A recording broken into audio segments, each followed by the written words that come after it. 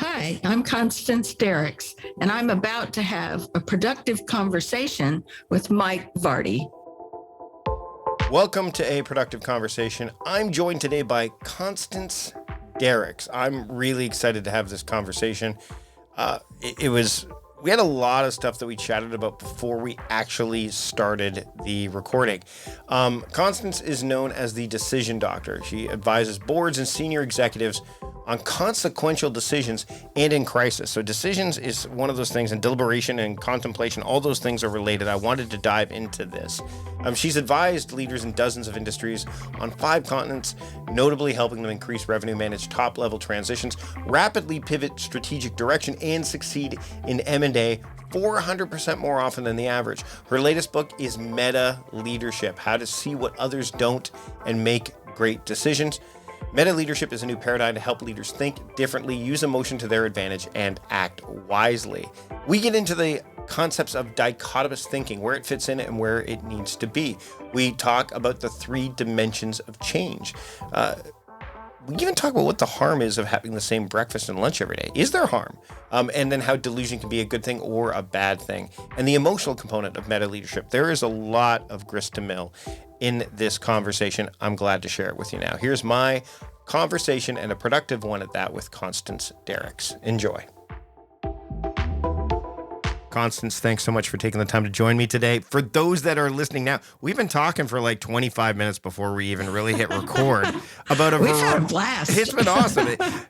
A variety of things. And the book that I'm holding in my hands on my iPad is Meta Leadership: How to See What Others Don't and Make Great Decisions. And so first off, thanks for joining me today. I really appreciate it. Well, thanks, Mike. Thanks for having me. So as I started to go through the book, one of the things that I really enjoyed right out of the gate was this idea of dichotomous thinking. You know, the idea of thinking in black and white. We actually just touched on that a little bit before we started. The idea of too far left, too far right, nothing down the middle. Like, let's have a bit of flexibility there. You say, like, you know, as though that with any choice, there's a clear, definitive, correct approach, and equally clear, wrong one. So when it comes to meta leadership, where does dichotomous thinking fit in, and where does it need to kind of be, you know, what's one of the quickest ways, or the simplest ways maybe, to try to nip it in the bud, or at least recognize that it's happening? Well, the easiest way to recognize it's happening is to notice it in other people, right? Because a lot of times when we learn about pitfalls, or what I like to call invisible decision traps, the first place we see it is in others. And that's okay, because it can be quite instructive. But once you see it in another person, you can ask yourself, when did I do that? Alternatively, you can do a quick retrospective. You can just do this in your mind. You don't have to write anything down. Just say, what are some mistakes I've made? What's a mistake I made, say, in the last 90 days, assuming your listeners made mistakes. I know I do. And ask yourself, did dichotomous thinking, black and white thinking, have anything to do with the mistake that I made? And you might find that it did. You might not, might decide that it didn't. But what I noticed about leaders that are really great, and one of the reasons they see things that others don't, is they have a greater ability to synthesize and not to average. So if you take something that's far left, something that's far right, you know, it's too purple or it's too orange, and you shake it up, a lot of times what you get is muck, or you get the lowest common denominator in an organization. Let's put all the opinions in a pile and average them, or all the data. And what you really want to use is distinctions, but you want to put them together in novel ways, which is the source of creativity. So great leaders are synthesizers. If you think back to your chemistry background, you need a catalyst, right, to bring things together.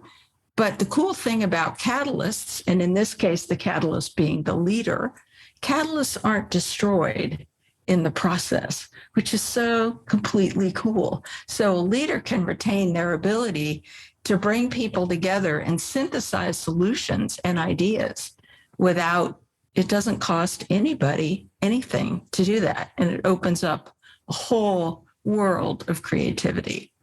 So as we get into this, why meta in front of leadership then? Because, I mean, it's interesting. I've had conversations with people before where the distinction between being a leader and being a manager is there. Actually, we were talking about Costco before we really hit record. And one of the things that I kept getting overlooked for promotion after promotion after promotion in my early days. I didn't tell you this part yet, and I was really good at the hard skills, like the making of the food and doing all that stuff. And eventually I went to one of the head office guys, and he said, look, you've got all of the hard skills that we're looking for. You know how to, he goes, you need the soft skills. And by the way, I will say, how old was I at that time? I think I was like 21. So, or 22. Oh, so okay. Exactly. Like back then. You're forgiven. No, yeah. Back then I was like, what do you mean? Which is exactly an example of why I haven't developed my soft skills yet. Exactly right. But the thing is that when I think about leadership, that's where like that kind of stuff comes in. But the meta part, like, can we dig into that a little bit? Because you've got the dimensions of it as well, which I found fascinating, and also nodding my head at the same time that I was reading it. Oh, I'm really glad to hear that. So meta is a prefix, Mark Zuckerberg. It's a prefix. It's not a word. He's using it as a word. Okay, it's clever. Meta is from the Greek, and it means above or beyond. So meta-analysis is something that's probably familiar to a lot of your listeners, where I'll go back to my academic roots, and a meta-analysis is where you take a bunch of scholarly work that's been published, and you look at the design of the experiments, you look at the data, you look at the analysis, and then you bring it together, and you're trying to make some overarching. So you're going above and beyond. So meta leadership describes leaders who they're like helicopters. They can change their altitude in conscious ways. And sometimes they just get so good at this that it's not conscious, but they can operate at 40,000 feet or 4 feet. They don't get stuck. So if you're really, really good, if you're a really, really good operator, Mike, but you're not so good with human beings that actually do stuff, what gets people into career trouble often is being stuck. And so we have to learn, there's another way. But I'm glad you didn't do this.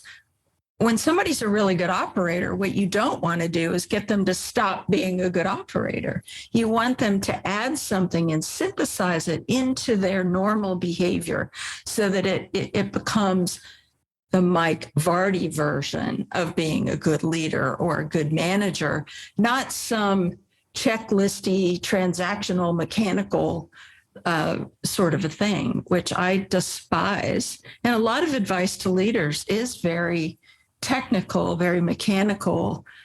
And so I'm offering people a completely different model of leadership.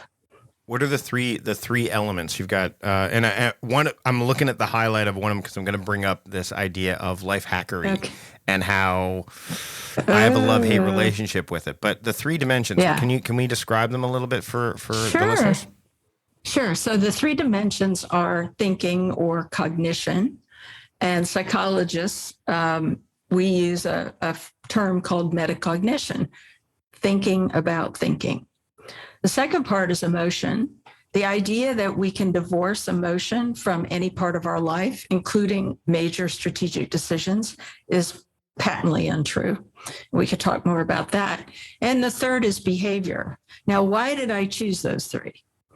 I chose them because the research on behavior change, all the major theories are grounded in these three dimensions. I used to work for a consulting firm, and we were doing a lot of work at Best Buy. This was a while ago. And we taught change leaders in Best Buy about managing and leading change. And we taught them a model that we called Head, Heart, Hands. And it was based on the work of people like Prochaska and DiClemente and Fisher and all these boring scholarly people. But I want your listeners to understand that although I've been observing great leaders for 25 years, that this work is grounded in science. And I hope what I did with the book was I merged my experience with what science teaches us. So as I'm going through the thinking part, this is the life hack part. There's a particular quote that I saw. We use shortcuts to reduce uncertainty and make decisions faster, but they also make us more prone to error. Yeah. I do love the idea of occasional life hacks. But what I don't like is the term hack literally means to cut without care, right? So that's what hack means.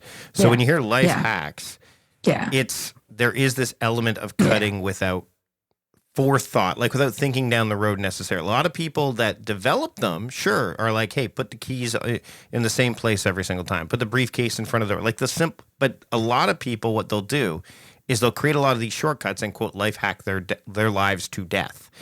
I want to dive into this idea of why we use these shortcuts, these hacks, to a degree, to reduce uncertainty, but not... But let me be clear, but not in the best way possible for sustainability sake. Yeah. So why do we use these hacks when it's not in our interest to do so? Right. And yet it's because it's in the thinking portion. Like we're thinking like, how do we make this better? But in the end, like this says, like errors show up, right? Right. So why are we always looking for these hacks? Well, people don't like uncertainty. It makes us anxious. So now we're bringing together the emotion with the thinking. And this is one way emotion has a powerful effect on our judgment. The more uncomfortable we are, the more we want to reach for something. Also, it's harder. It takes more energy to think systematically, perhaps a little bit more slowly, and we're impatient. And if you're a leader, if you're a manager, if you're a Boy Scout troop leader, a Girl Scout troop leader, you are going to get praised from time to time for being decisive. So it's sort of contraindicated that you're going to slow down. Daniel Kahneman talks about this in his book, Thinking Fast and Slow, that, basically we're lazy and we want to do the quick thing. Yep. I want to add to that. There's a physiological reason for this. One, I've already said, we don't like anxiety. We experience it as, my neck is tense, my back hurts, my stomach's flipping over, my hands are sweating. Yuck. How can I get away from this? But the other reason is that the largest consumer of glycogen in our body, glycogen being energy, is our brain. Our brain is basically this gigantic regulating thing that says, oh, the kidneys need more of this, or the muscles need more of that.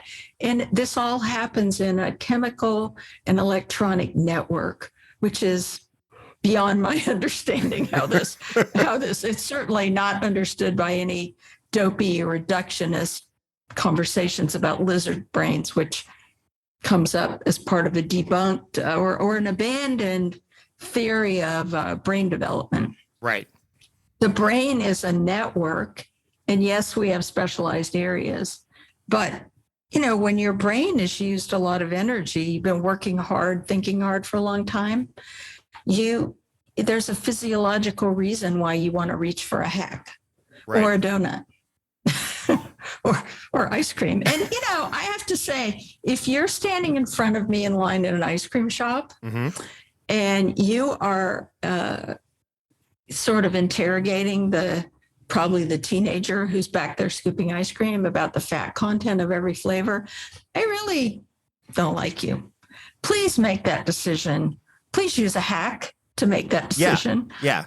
And so for me, like the ice cream factor is like, I already know going in that it's either pink bubblegum ice cream, or if it's not, then I better get the menu in front of me on my phone or something like that in advance. Like because, and actually what's interesting is this comes up the idea of novelty. Like my wife and I will go out for dinner or things like that. And she'll be like, why do you have the same thing all the time? Breakfast. I have the same thing every morning. I have a NutriBullet shake for breakfast. Every day for lunch, I typically have the same thing. Dinner is my novelty time.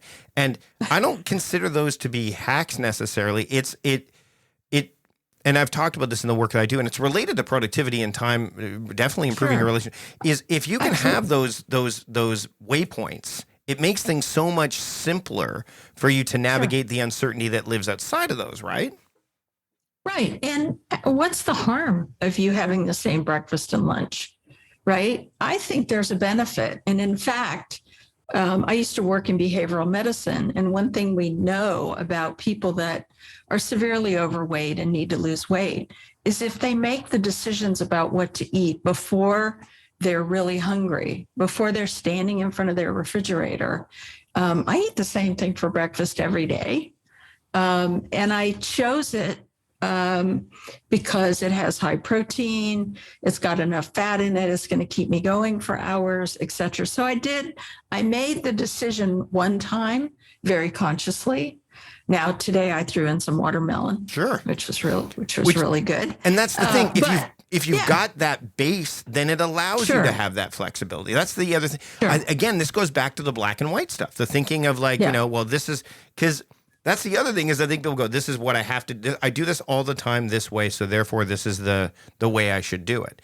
And it's like, well, just adding that little bit of differentiate, that I think helps with frankly, it humanizes the situation. Because there's a lot of people that say that, if you're too rigid, then you're not embracing the humanness of what's going on. And I think that there is this dance that we can do. You have to have flexibility. You talk about adaptability in this, right? And it's funny because in that battle between uncertainty and certainty, a lot of people forget about the flexibility factor, the adaptability, but also you want to have some durability there so that you can have that, right? You know what I mean? And the simpler things are, one of the things that you touch on, and this is actually, I think, apt, is that there's a delusion around that, is that you can't do it this way. But there are some good things about delusion that you discuss in the book as well. Which to me, I found fascinating in relation to what we were just talking about. So can we go into that a little bit, like the idea of where delusion fits and how it can be a good thing? Yeah. So a delusion that's not helpful are delusions that lead us to be stuck. So I have to eat Greek yogurt with blueberries and raspberries and pumpkin seeds. Right. That's my breakfast. I really like it a lot. But if I'm on vacation with my husband and we're in a cafe in Paris, that's not what I want. Nope. So, but what if I were stuck in that? That it's a delusion that's actually making my life better. The goal for me is for people to have professional success and profound happiness. And I don't see those as dichotomous. So, but if we think of delusion as being a creative sort of wild idea kind of a thing, if we treat it as a thought exercise and we inject some emotion into it, we make it fun, it could be a source of creativity. If you think back to, in the book, I talk about Arthur C. Clarke and what his predictions were. He said, every house is going to have a computer and people can work from anywhere in the world. And he said that so long ago that people thought he was nuts, and here we are. So a delusion can be useful if it leads to dreaming and creating strategies. And if you can hold on to an outcome you're seeking long enough for you to have what it takes to get there. I think it was Edison who said something about how tragic it is that people so often give up just before they were about to be successful. Now, the dangerous delusion is the one where you orient a whole company around your delusion. Right. And I was introduced to a business unit president about 15 years ago. And he was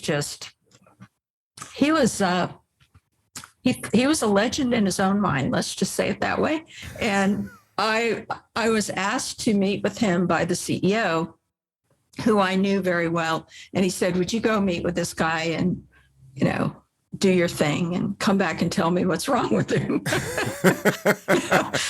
My referral questions are often, Would you please talk to this person or go over there and tell me tell me what's really going on? Right. That's often the referral question. So I met with this guy, and he latched on to every shiny object that crossed his field of vision. He would pivot an entire business unit and send people running off in a million directions. But he didn't have what you have, Mike. He didn't have organizational and operational discipline. So he was the dreamer without the scaffolding. Right. Right. And if we think about little kids, I know you told me you have children. I have 2 grown-up kids. But when kids are little, when they're toddlers, they can go off in a room away from their parent or their caregiver quite securely if they are secure that their caregiver is solid. Right. And you build that up. That's the scaffolding. Once the kid has the scaffolding, you take them to a play date and they're off on the other side of the room talking to some other toddler who doesn't speak, they speak equally well or equally poorly. Right. It's the same idea. We all need a platform to stand on. But if we stay on the platform, we're stuck. If we live in the clouds, we're equally stuck in our delusion. We need both. Why? When I think about the emotional component, which is one of the other the other dimensions, this comes to mind, especially as I'm exploring my own work with the realms of productivity: ruthless, reckless, reasoned, and I tend to think that we lean either heavily into again, this goes the black or white, logic, emotion, right? And reason to me seems like it's in the middle, but I think a lot of people, when you mentioned the checklists, right? The idea of the, I got to check this off, and now I've done the thing, but the emotional components to me seems like, and you mentioned this, is really critical. Is it because it makes it relatable? I think, is that what it is? Or what do you think in terms of meta leadership that the emotion component is so critical for leaders to have so that they can, in fact, live up to this idea or this concept? Yeah. Well, if you think about a leader is trying to get people pointed in the same direction, get them using good processes to make progress, right? Right. But if the leader just is dry and unenthusiastic themselves, who wants to follow somebody that's this monotone, gray-suited? Like, it's not exciting. Right. We need a certain amount of excitement and novelty, which kind of pairs with our need for autonomy in our work. People need autonomy, a certain amount of autonomy to thrive. And this came to our awareness full blown in the pandemic, right? When we were all at home and we were like, ooh, I got my pajama bottoms on. Nobody knows. This is really cool. I like this. But we don't walk around saying, I need autonomy. We walk around saying, I want to work remotely. Right. So we've taken an idea of feeling and we've put it into a specific tactic. Like, if I can't work from home, I will not like this job and I will quit. Right. Well, but what leaders can do is they can say, there's a lot of ways to give people autonomy. And let's find ways that light people up to give them autonomy. And let's get our need met to have people come together. That's just a very specific example. But I think the idea that we can divorce ourselves from emotion is as ridiculous as we can turn our brains off. If your brain is not functioning, you're dead. You are dead or soon to be dead. So let's lean into the distributed work thing, because that's become a hot button issue. Initially it was, hey, everyone, it's okay, because we were thrust into it. See, this is a good example. It wasn't like everyone overtly chose, well, time to not work. It was something that we were thrust into. I'm of the belief that what happened, certain things within the throes of the pandemic were just accelerated. They were on their way to a degree anyway. It just moved them forward at breakneck speed. What's Right. fascinating to me right now, and I'd love to hear your thoughts on this in relation to meta leadership, is now we're seeing a lot of like, you got to come back. You got to come back with no, and it's all, every story I've seen related to this, whether it's tech companies, whether it's the World Wrestling Entertainment Company, like all these different companies are saying, we need you back in the Right. office because we don't think you're being productive enough when you're not in the office.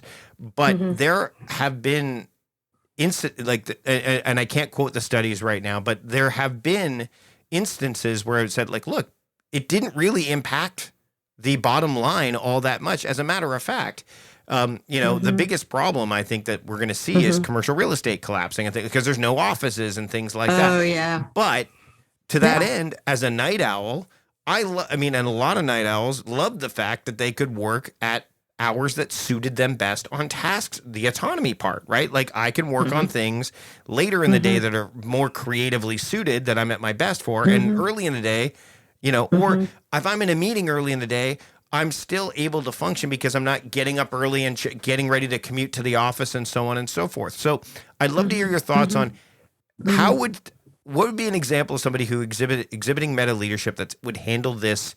I'm not saying, yes, we're going to stick with distributed. I'm saying that would handle this in a way that, again, would make people go, oh, okay, either this makes sense, or even the leader going, you know what, maybe we don't need to go back to the way things were totally. Let's think about this from a different perspective. Do you have some thoughts on that?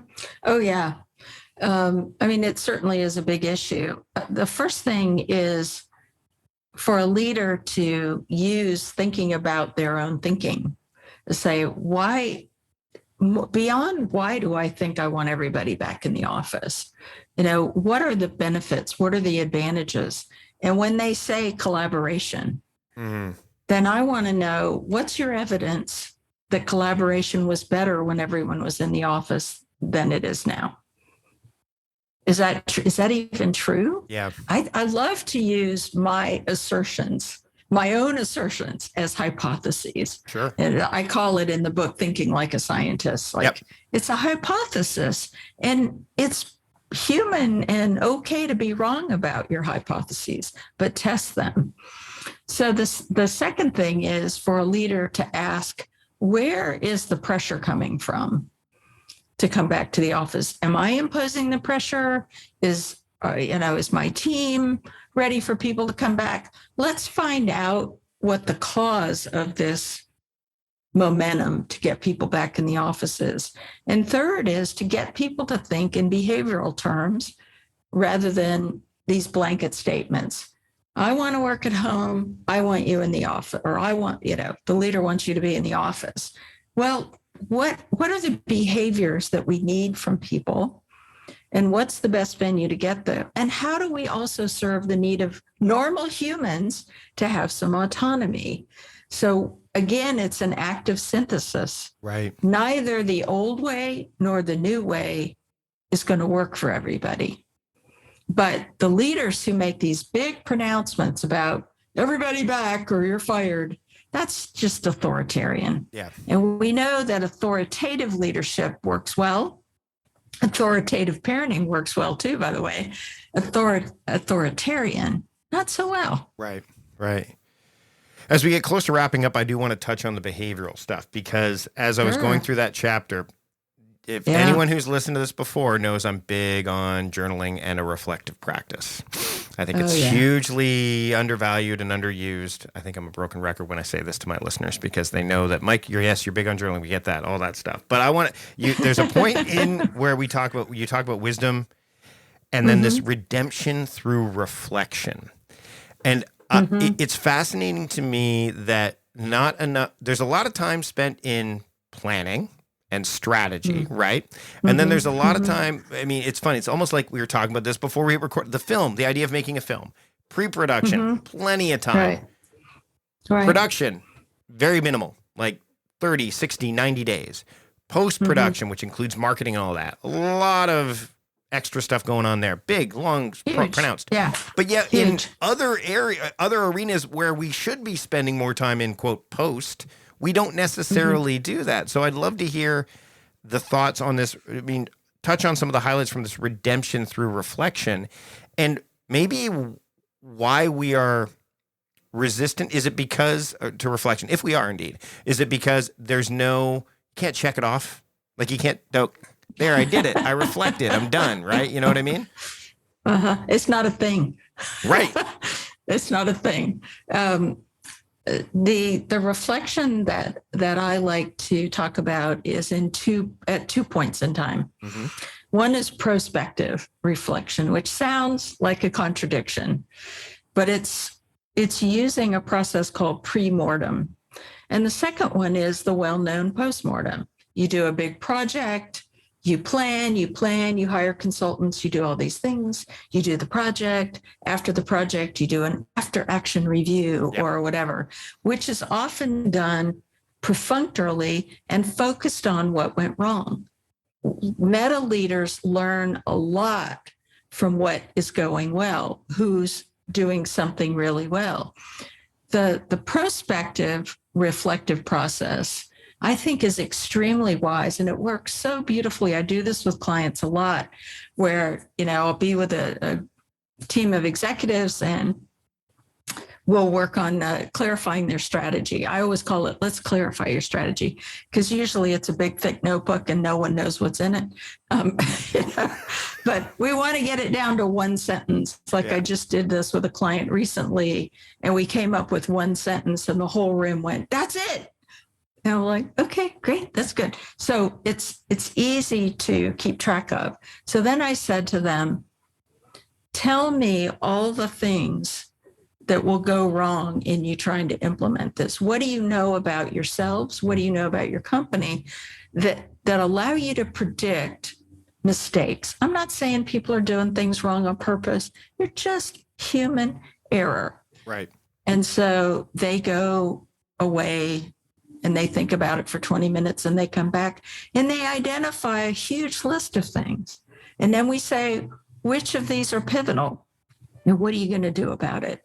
Because leaders and managers have experience and they can tell you what's going to happen. It's like prepping for your doctoral dissertation. You get your friends together, they sit across from you, they fire questions at you, they act a little bit mean. You walk into your defense and there's nothing new. Or maybe there's one question new. So this is reflecting on what hasn't happened yet. And then, of course, the one following is the one people are most familiar with. But here's the distinction that I make. You need to look for what worked well. So I was working with a company in the finance industry a few years ago, and they had a bunch of account managers all over the US and Canada. And they wanted to know, what distinguishes the good ones from the not good ones. Well, who were they paying all their attention to? Right? Yeah. The problem children. Yep. Let's get them a coach. Yep. But let's get them a $500 a month coach, right? Who's not going to help them anyway. It's the opposite of the 80-20 rule. Train them. Yeah. It's the opposite of the 80-20 rule. Yeah. Yeah. So I said, could I have the names of your top 10 account reps? And they gave them to me. And I said, great, I want to go hang out with them. So I went and hung out with only three account reps. And I just got in the car with them and I got them to talk to me about what they were doing. They were exquisitely good. The losses in their areas were so low. They were good predictors of when a customer was going to go from average risk to high risk. They could tell the chief risk officer 21 days before anything happened that he could see. And that's a good example of, you really want to look at the behavior, not just the outcomes. I mean, our data and accounting, those are things that have happened. Mm-hmm. It was 2 men and 1 woman. They were so exquisitely good. And I said, you've got to capture what they're doing and teach it to the others. And they were like, oh, yeah, we never thought of that. Well, these are, let me just say, this company was doing spectacularly well, and they still do. And the leaders are smart. They just hadn't thought of it this way. That's all.